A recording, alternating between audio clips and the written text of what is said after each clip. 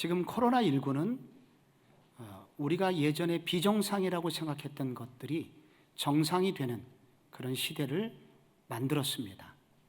예전에는 감기 걸린 사람만 마스크를 썼습니다. 그러나 요즘은 마스크를 안 쓰면 이상한 사람이 됩니다. 예전에는 남자가 집에 있으면 실업자구나 이렇게 생각했습니다. 그러나 요즘 많은 남자들이 집에 있습니다. 재택근무를 하고 있습니다. 남자가 집에 있는 것이 일상이 된 시대입니다. 예전에는 화상회의가 대통령이나 하는 일이었습니다.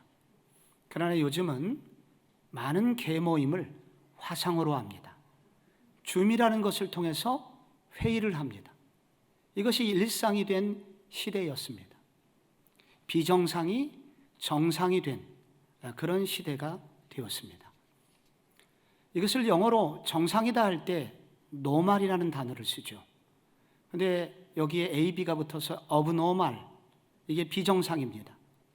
그러나 지금 많은 일들은 비정상이 아니라 새로운 normal, 새로운 일상이 만들어졌다 하여 요즘 코로나19가 만들어낸 여러 가지 일들이 이제 new normal 모습을 띠게 됐다 하여 신조어가 하나 만들어지게 됩니다. 그것이 바로 new normal입니다.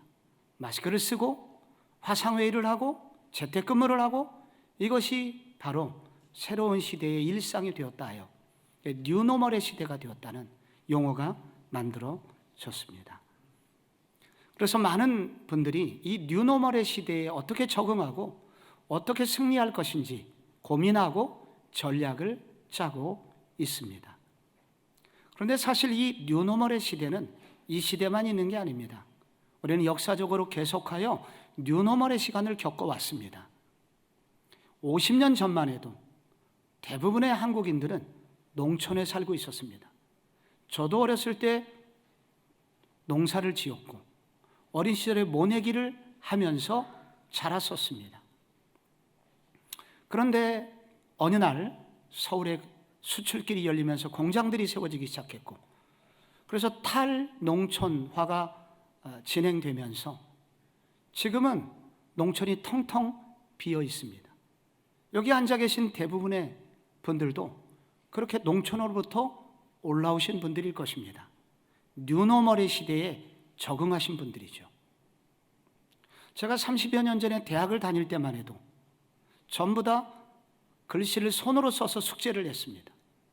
그때 286이라는 컴퓨터가 나왔고 그래서 요즘은 이제 286, 386, 586 슈퍼컴퓨터가 요즘은 등장하였습니다.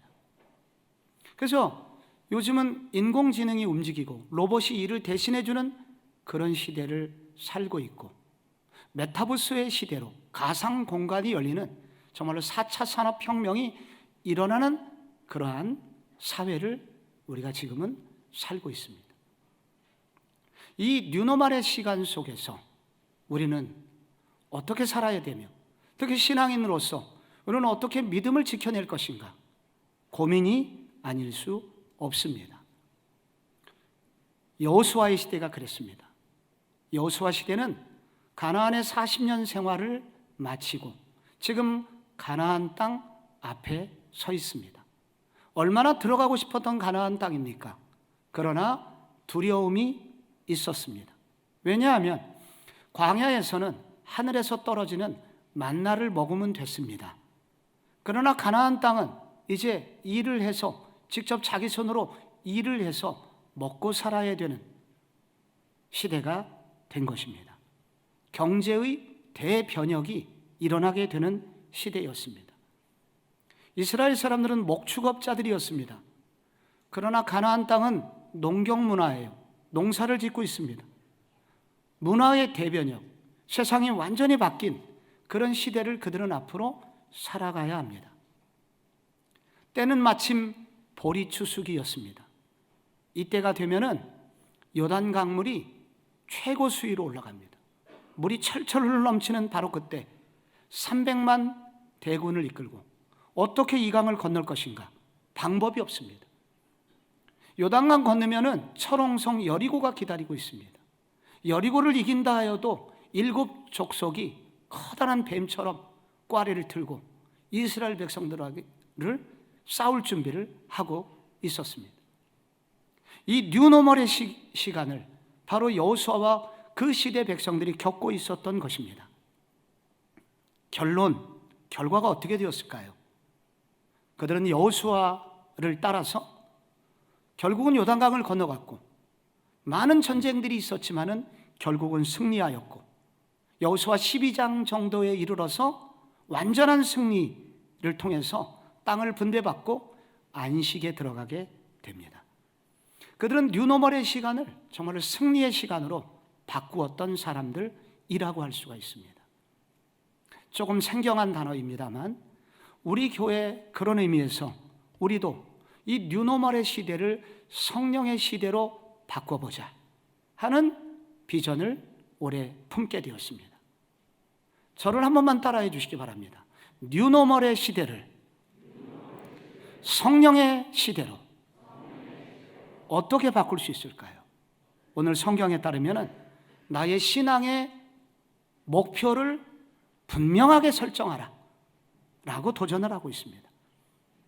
여호수아서를 시작하자마자 나오는 말씀이 무엇인가요? 1절에 여호와의 종 모세가 죽은 후에 여호와께서 여호수아에게 말씀하셨다는 것입니다. 모세가 죽었다는 얘기부터 성경에 나와요. 모세가 누구입니까? 지나간 40년간 이스라엘을 이끌었던, 한 번도 대통령이 바뀐 적 없는 40년간 대통령 하던 모세가 죽었다는 것입니다. 5년이 아니라 10년이 아니라 40년 유일한 지도자였습니다. 그는 이스라엘의 희망이었습니다. 그는 보이는 하나님이었습니다. 그런 모세가 이 뉴노멀 시대, 이렇게 다급하고 어려운 시기에 하나님은 모세를 데려가셨습니다. 왜 이때 데려가셨을까요? 사람을 의지하지 마라. 그 모세, 그 종은 나의 종이다. 나를 바라보아라 하는 의미가 있습니다. 그리고 또 하나, 익숙함이라는 우상으로부터 벗어나게 하시기 위함입니다. 우리도 모르는 사이에 익숙한 것을 숭배하게 되어 있습니다. 그것이 전부인 줄 알고 살게 됩니다. 그 익숙함이라는 우상으로부터 벗어나라. 하나님은 모세를 데려가셨습니다. 2절에 이어서 말씀하십니다. 내 종 모세가 죽었으니 이제 너는 이 모든 백성과 더불어 일어나 요단을 건너 내가 그들 곧 이스라엘 자손에게 주는 그 땅으로 가라 말씀하셨습니다. 여기서 중요한 것은 그 땅입니다. 그냥 땅이 아니라 그 땅입니다. 그래서 영어도 더가 붙어 있죠. 더 랜드. 바로 그 땅을 말하는 것입니다. 바로 그 땅은 무슨 땅일까요? 그것은 바로 오래전 아브라함에게 하나님이 약속하셨던 땅이라는 뜻입니다. 창세기 12장 1절에 아브라함에게 말씀하셨죠. 너 본토지적 아비집을 떠나 내가 내게 지시할 땅으로 가라. 근데 그 약속의 땅이죠. 가나안 땅이죠. 근데 그 가나안 땅의 핵심은 뭐냐면 3절에 나옵니다. 땅의 모든 족속이 너로 말미암아 복을 얻으리라. 근데 그 땅을 내가 너희한테 주는 이유가 있는데, 그것은 너 하나 잘 먹고 잘 살라는 게 아니라 너를 통해서 하나님이 어떤 분이신지, 하나님이 얼마나 아름다우신 분인지 너를 통해서 그 일이 일어나도록 하기 위해서 내가 너한테 주는 축복의 땅이다 라고 말씀을 하고 계신 것입니다. 그래서 이 그 땅, 가나안 땅은 어떤 땅이냐면은 비전의 땅입니다. 하나님의 비전을 이루는 땅. 또 사명의 땅입니다. 하나님께서 내게 주신 사명을 이루는 땅이라는 것입니다. 그래서 바로 이 대목에서 하나님은 여호수아에게 사명을 분명하게 요구하고 계신 것입니다. 내가 너를 통해서 이룰 사명이 이것이다. 내가 너는 이 땅을 줄 테니 너는 이 땅을 정복하고 이 땅을 통해서 나의 비전을 이루어다오. 하나님은 여기서 여호수아와 그의 백성들에게 신앙의 사명을 요구하고 있습니다. 이스라엘 백성들이 하나님의 강력한 권세로 출애굽을 성공하였습니다. 바로의 권세로부터 탈출하였죠. 즉 영적으로 구원을 받은 것입니다. 그런데 그들이 광야에서 40년을 방황하였습니다. 왜 방황하였습니까? 한마디로 그들은 구원받는 신앙에 머물러 있었기 때문입니다. 그 다음 단계인 성화의 단계로 성장하지 못했기 때문입니다. 그들은 하나님의 축복을 받았습니다. 그러나 죄를 지었습니다. 죄를 짓고 매를 맞았습니다. 회개하였습니다. 그리고 다시 죄를 지었습니다. 또 회개하였습니다. 그들은 불평하였습니다. 하나님께 심판을 받았습니다. 그리고 또 회개하였습니다. 회복해 주셨습니다. 그들은 죄를 짓고 회개하기를 반복하는 40년 세월을 그렇게 탕진하고 있었던 것입니다. 그들의 신앙이 구원받는 신앙에만 머물러 있었기 때문에 그들의 방황은 끝나지 않았습니다. 하나님은 이때 여호수아에게 말씀하십니다. 너희들에게 방황이 끝날 시기가 왔다. 그것은 바로 너희들의 신앙의 목표가 분명할 때, 너를 향한 나의 사명, 네가 이 땅에서 이루어야 될 것이 무엇인지 분명해지면 너의 신앙의 방황은 끝나게 될 것이다 라고 하나님이 말씀을 하십니다. 그리고 분명한 사명을 그에게 알려주십니다. 너는 너만 구원받는 사람이 아니라 너를 통해서, 너와 함께하는 백성들을 통해서 땅의 모든 족속이 구원받게 하기 위해서 내가 너를 부른 거야. 그때 이스라엘은 방황이 끝나게 됩니다. 코로나19는 정말 아픈 일인데 한국교회는 이때 정말 치명적인 공격을 많이 받았습니다. 그러나 돌이켜보면 이렇게 흔들리고 위기 속에서 정말 귀중한 것이 무엇인지를 하나님 우리에게 알게 해주셨습니다. 먼저는 이렇게 대면 예배의 소중함을 알려주셨습니다. 우리가 마스크를 벗고 자유롭게 예배하고 찬양하는 것이 당연한 것이 아니었구나. 정말 하나님의 특별한 배려였고 은혜였구나. 내가 더 뜨겁게 예배하는 사람이 되어야 되겠구나. 예배에 대한 사모함을 우리 가운데 일깨워 주셨습니다. 또 하나는 개인적으로 영적인 실력이 있어야 하겠구나 하는 것을 깨닫게 해주셨습니다. 내 신앙이 얼마나 허약하며 다른 사람에게 의존하는 신앙은 다 무너질 수밖에 없구나 깨닫게 해주셨습니다. 그래서 남을 따라다니던 신앙, 무리에 휩쓸려서 신앙생활을 하던 사람들은 다 신앙을 포기하게 되는 시대가 되었습니다. 정말 교회가 힘써야 될 것은 무리 때문에 좋아하지 말고 예수님의 제자가 되는 사람을 길러내야 되는구나. 제자 양육의 중요성을 깨닫게 해주셨습니다. 또 하나는 세상 속에서 빛과 소금의 역할을 감당하는 게 얼마나 중요한지 알게 해주셨습니다. 우리가 세상이 많이 우리에게 손가락질했습니다. 자기들의 신앙을 지키기 위해서 세상을 희생시키는 교회를 향하여 이기적인 신앙을 보면서 치를 떨게 되었습니다. 그러는 사이에 우리도 깨닫게 되었습니다. 우리가 세상 속에서 빛과 소금으로 살아가는 것이 얼마나 중요하며, 그리고 이웃을 유익하게 하기 위한 교회가 얼마나 중요한 교회인지 하는 것을 깨닫게 해주셨습니다. 우리가 하나님께서 우리에게 제자가 되고, 그리고 우리가 세상에서 유익한, 세상을 섬기고 돌보는 교회가 되는 이 거룩한 사명은 구약 전체로부터 계시록까지 이어지는 사명이구나 하는 것들을 이 시간 속에서 깨닫게 되었습니다. 우리 교회, 그리고 한국교회가 정말 이 일에 조금 더 집중하고 거룩한 비전과 사명을 분명히 하는 시간이 되어야 된다 하는 것을 깨닫게 해주신 것입니다. 미국 예일대에서 얼마나 명문대학입니까? 1950년대 졸업생을 이제 대상으로 해서 그 20년 후에 어떻게 결과가 나타났는지 조사를 했던 적이 있었습니다. 그런데 그 중에 이렇게 명문대를 나왔는데도 불구하고 27%는 부모님이나 다른 사람을 여전히 의존하는 캥거루족으로 사는 사람이 있었습니다. 그리고 한 60%는 평범하게 살고, 그리고 한 10% 정도가 조금 잘 살고 3%만 매우 영향력 있는 삶을 살아가고 있음을 알게 되었습니다. 그런데 이 조사를 하면서 이렇게 남에게 의존하는 삶을 살아가는 사람의 특징을 알게 되었습니다. 그들의 특징은 너무 분명했습니다. 목표가 없는 사람들이었습니다. 네 목표가 뭐냐 한번 써봐라 할 때 한 문장으로 쓸 수 없는 사람들이었습니다.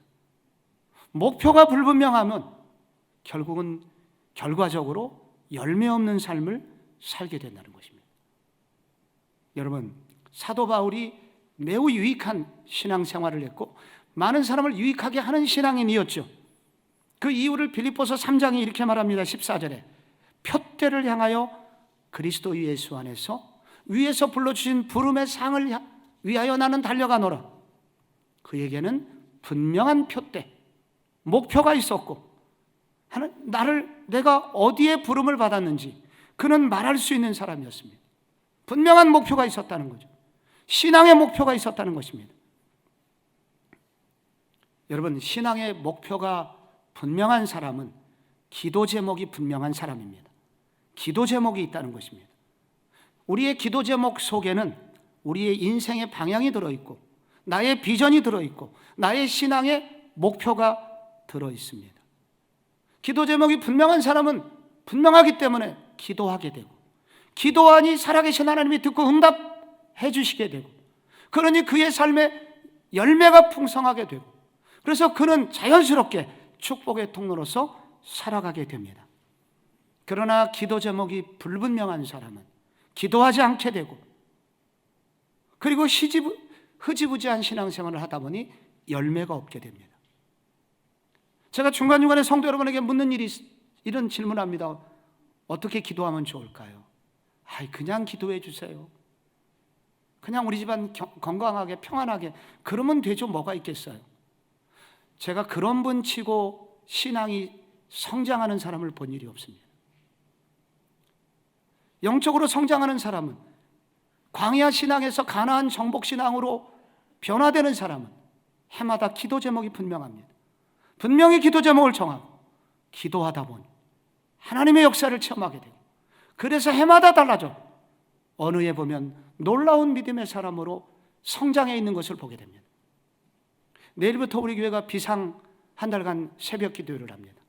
중간에 또 신년 축복 성회도 있습니다. 왜 이렇게 하는 줄 아십니까? 기도 제목을 정하라는 것입니다. 기도하면서 정말 올해 나의 달려갈 목표가 무엇인지 주님께 묻고 정말 좋은 기도 제목을 정하라는 것입니다. 그래서 한 달간 기도하고 준비하면서 기도의 제목을 정하고 정했으면 그 기도를 계속하게 되고 그러는 사이에 우리의 신앙은 달라지게 됩니다. 성도 여러분, 여러분의 기도 제목은 무엇입니까? 여러분의 올해 신앙의 목표는 무엇입니까? 목표가 분명한 신앙생활을 해야 우리는 이 뉴노멀의 시간을 이길 수 있다는 것입니다. 둘째, 뉴노멀의 시대를 성공하려면 용기 있게 도전을 해야 됩니다. 3절에 보시면요, 내가 모세에게 말한 바와 같이 너희 발바닥으로 밟는 곳 내가 다 너에게 주었다. 그러니 6절에 강하고 담대하라 라는 말씀이 나옵니다. 여기 발바닥으로 밟는 곳을 다 너한테 준다는 말은 우리가 동화책에서 읽듯이 네가 걸어가는 만큼이 네 땅이야 그런 뜻이 아닙니다. 여기 발바닥은 발은 힘을 상징합니다. 이 말은 발바닥으로 밟으라 그 말은 네가 힘을 다해서 싸워라, 발바닥 힘을 다해서 노력을 해라 라는 그런 말씀입니다. 즉 움직이라는 거예요. 목표를 세웠으면 도전을 하고 목표를 세웠으면 행동을 해라는 것입니다. 액션 플랜을 가지고 액션 그렇게 들어가라는 것입니다. 광야는 하나님이 다 해주시는 유아기적 신앙이었습니다. 이제 가나안 정복, 이것은 이 가나안은 싸워서 얻어야 되는 청장년의 신앙을 하나님이 요구하시는 것입니다. 바로 발바닥으로 밟으라, 행동으로 옮기라는 것입니다. 구체적으로 순종하라는 것입니다. 여러분, 하나님의 뜻대로 살아야지 마음먹은 사람은 많습니다만 행동으로 옮기는 사람은 많지 않습니다. 주님 사명으로 살게 해주세요, 이렇게 기도하는 사람은 많지만은 성숙을 진짜 경험하는 사람은 많지 않습니다. 왜? 그렇게 기도만 하고 행동으로 순종하지 않기 때문입니다. 그런데 이 대목에서 하나님께서 강하고 담대하라, 이거를 계속 강조하십니다. 강하고 담대해라. 여러분, 왜 강하고 담대라는 말씀을 이 대목에서 많이 주실까요? 우리가 기도할 때 그냥 속으로 생각만 할 때는 자유롭게 할 수 있었지만 실제 그것을 행동으로 옮기는 일은 너무나 많은 도전이 있기 때문입니다. 너무나 어려운 일이 많이 있고 반대가 많이 있기 때문입니다. 기가 막힌 상황이 앞에 생길 수 있기 때문입니다. 그때 근데 하나님은 강하고 담대하라, 그렇게 말씀하십니다. 여러분, 그러나 이렇게 도전이 많고 어려운 일이 많아도 그럼에도 불구하고 하나님이 주신 거룩한 목표를 향하여 도전하고 발걸음을 뗄 때 하나님이 그래서 약속을 주십니다. 5절에 그렇게 해주셨죠. 내 평생에 너를 능히 대적할 자가 없으리니 내가 모세와 함께 있었던 것 같이 너와 함께 있을 것임이니라. 여러분, 하나님이 모세에게 어떻게 해주셨습니까? 모세가 하기 싫다는 거 결국은 주님 나 진짜 못합니다, 나 말도 못하고 능력도 없습니다, 내가 너와 함께 할 거야, 가라. 그래서 모세가 억지로 갑니다. 바로 앞에. 될 법한 얘기입니까? 이 백성을 보내라? 될 법하지 않죠. 그때 하나님은 10가지 재앙을 애굽 땅에 내리셨습니다. 그가 순종의 발걸음을 뗄 때 놀라운 능력으로 함께 하셨죠. 출애굽을 했어요. 끝난 게 아니죠. 위험이 또 찾아옵니다. 홍해가 가로막았습니다. 네 지팡이를 앞으로 내밀어라. 홍해가 갈라졌습니다. 광야에 들어서니 낮에는 덥고 밤에는 춥고 난리가 아니에요. 너무 어려워요. 위기입니다. 그때 하나님이 구름 기둥을, 불 기둥을 보내주셔서 이스라엘 백성들과 함께 하였습니다. 결국 모세가 발바닥으로 밟을 때마다 하나님이 함께 해주셨고 결국은 승리를 체험하게 해주셨습니다. 내가 모세와 함께 했던 것처럼 내가 앞으로도 너와 함께 해줄 거야. 오늘도 마찬가지입니다. 여러분, 우리에게 왜 모세처럼 여호수아처럼 우리가 기적을 체험하지 못할까요? 마음만 먹기 때문입니다. 결심만 하고 움직이지 않기 때문입니다. 나 내일부터 새벽 기도할 거야. 근데 꼭 그런 날 아침에 눈이 내립니다. 꼭 나가면 비가 내려요. 역시 나는 새벽 기도 체질이 아니야. 집에서 해야 돼. 주님이 막으시는 거야. 정말 주님이 막으시는 것일까요? 가정예배 시작해야지. 우리가 얼마나 거룩한 목표입니까? 내일부터 가정예배다. 근데 꼭 보고 싶은 드라마가 바로 그 시간에 시작합니다. 다음 주부터 하자. 평생 못하게 됩니다. 여러분, 우리가 어떤 일을 계획하고 어떤 일에 하나님이 부담을 주시는 일을, 사역을 시작하려고 할 때 항상 어려움이 생깁니다. 항상 도전이 있어요. 그런데 하나님께서는 발바닥을 뗄 때 네가 싸우려고 뛰어들면 나는 가만히 있지 않는다. 모세와 함께 있었던 것 같이 내가 너와 함께 할 거야. 그러므로 도전을 해, 시작을 해 라고 주님께서 우리에게 말씀을 하는 것입니다. 뉴노멀의 시대 어떻게 이길 수 있겠습니까? 마지막으로 말씀과 기도를 날마다 복용할 때 이길 수 있습니다. 하나님의 비전을 따라 사는 것은 신나는 일만은 아닙니다. 늘 성령 충만하다는 얘기도 아닙니다. 중간에 시험도 있고 낙심도 있고 몸도 마음도 지치고 아플 때가 있다는 거예요. 근데 그때 놀라운 양식, 놀라운 치료제를 하나님이 주셨는데 말씀과 기도라는 놀라운 하나님께서 치료제를 주셨다는 것입니다. 이걸 복용하면 된다는 거예요. 여러분, 이대봉에서 7절과 8절, 제가 7절을 읽을 테니 여러분 8절 한번 읽어주세요.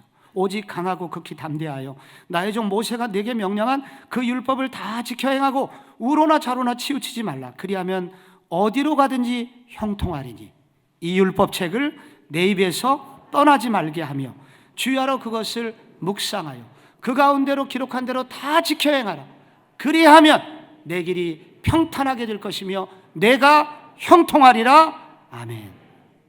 나의 종 모세에게 명령한 그 말씀을 지키라는 거죠. 그 율법을 지키라고 그러죠. 그 율법은 모세오경입니다. 특히 신명기입니다.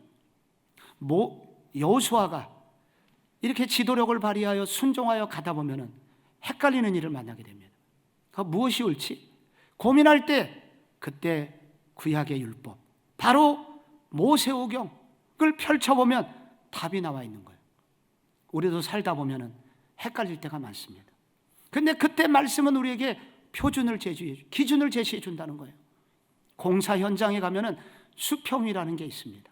요즘은 레이서 광선을 쏘아갖고 수평을 맞춰줍니다. 바닥에 공구리를 칠 때 어떻게 울퉁불퉁하게 되지만 수평이를 갖다 대면 아주 가지런하게 그렇게 칠을 할 수가 있습니다. 이 말씀이 바로 그런 것입니다. 율법이 그런 것이라는 거예요.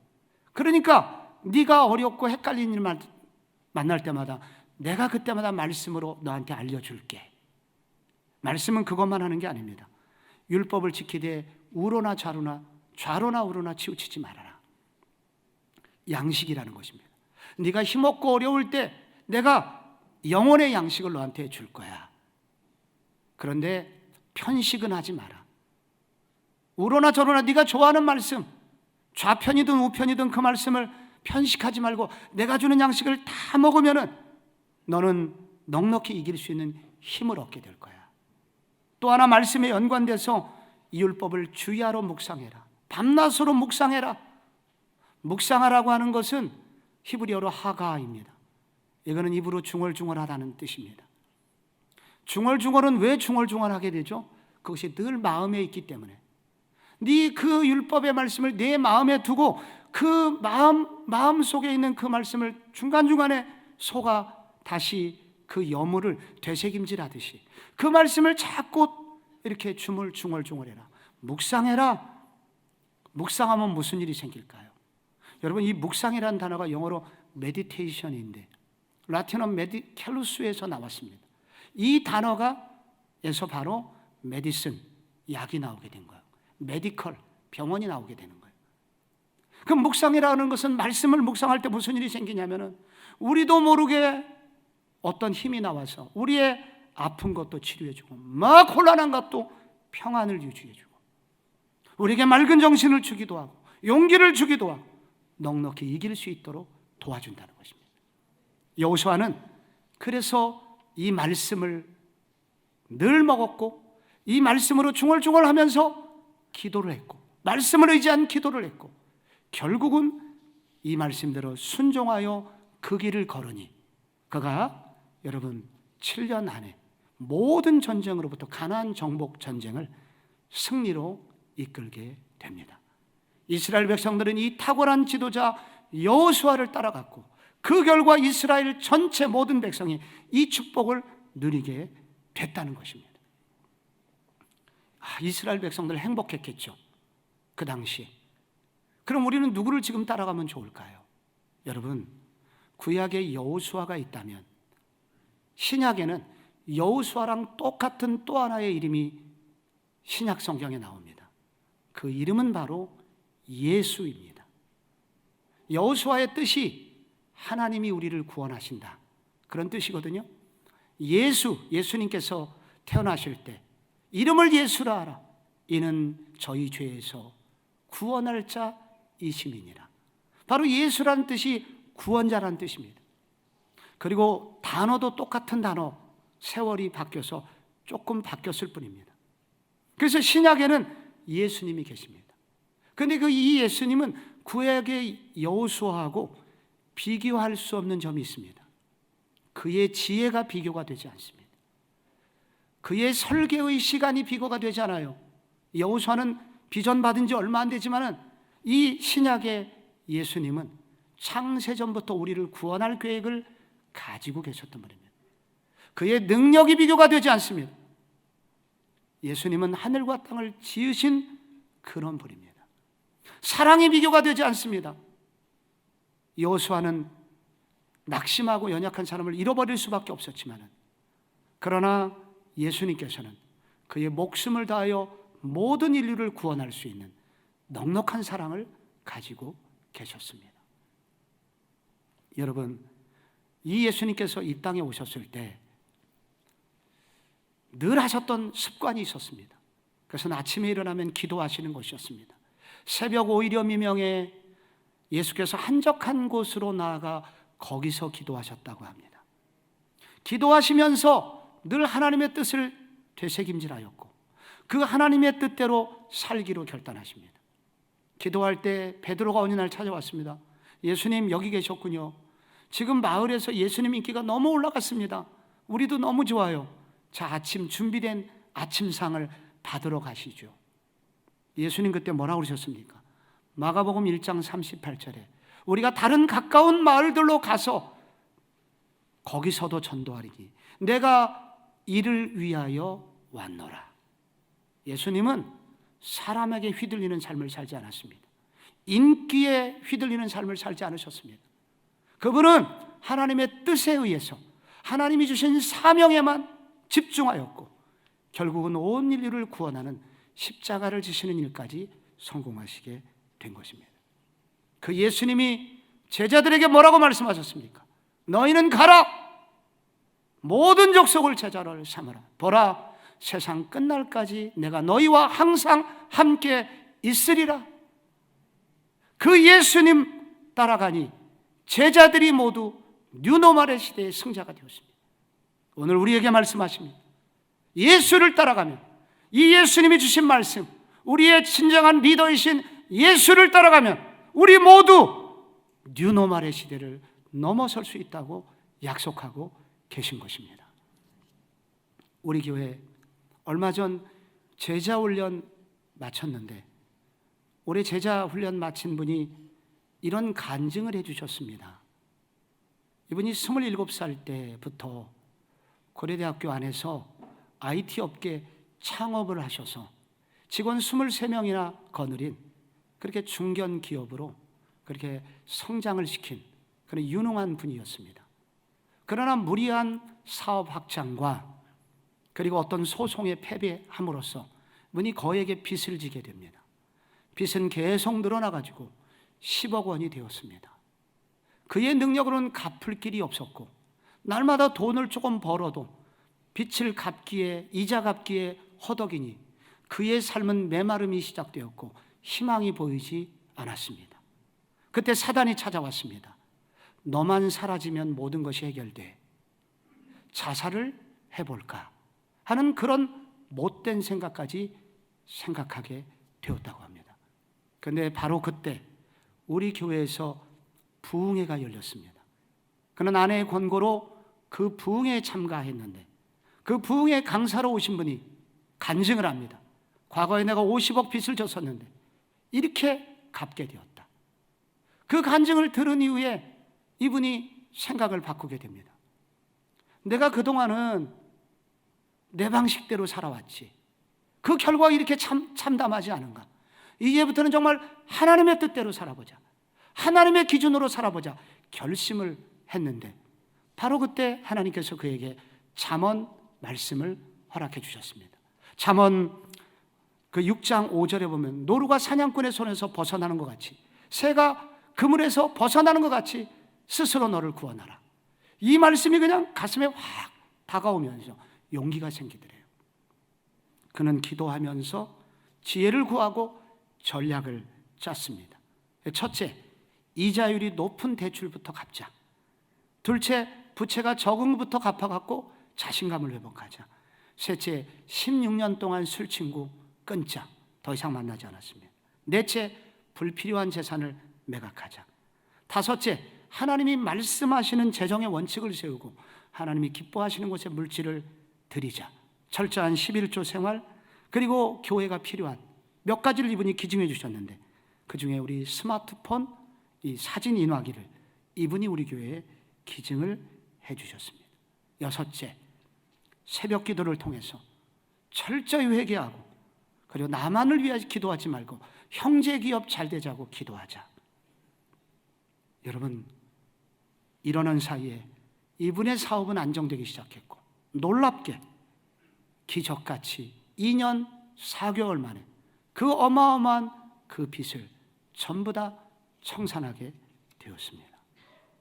말씀과 기도로 그의 삶이 정말로 바뀌게 되었고, 예수께서 그 와중에 함께해 주셨다는 많은 증거들을 그는 간증할 수 있게 되었고, 그것이 계기가 되어서 작년에 제자훈련을 받게 되고, 이제는 나만을 위한 신앙에서 다른 사람을 섬기는 신앙인이 되자 아름다운 목표를 가지게 되었고, 이분이 바로 지난 이틀 전 송구영신 예배, 가정예배 최다 가정예배 횟수를 기록한 최우수상을 받은 류연재 어린이의 아빠 되시는 분입니다. 우리가 뉴노멀의 시대를 지금 지나고 있습니다. 혼돈의 시대죠. 그러나 주님께서는 우리에게 이길 수 있다고 말씀하십니다. 우리가 승리할 수 있다고 말씀하십니다. 여기에 방법이 있다고 말씀하십니다. 거룩한 목표 설정하시기 바랍니다. 그리고 거룩한 목표를 주셨으면 도전하시기 바랍니다. 그리고 말씀과 기도를 가까이 하면서 주님 안에 거하신다면 주께서 우리 뉴노멀의 시간에 우리 모두 오히려 이 기간이 우리의 영은 영적으로는 성장하고 우리의 삶은 더 풍성한 열매를 거두는 축복의 한 해가 될 줄로 믿습니다.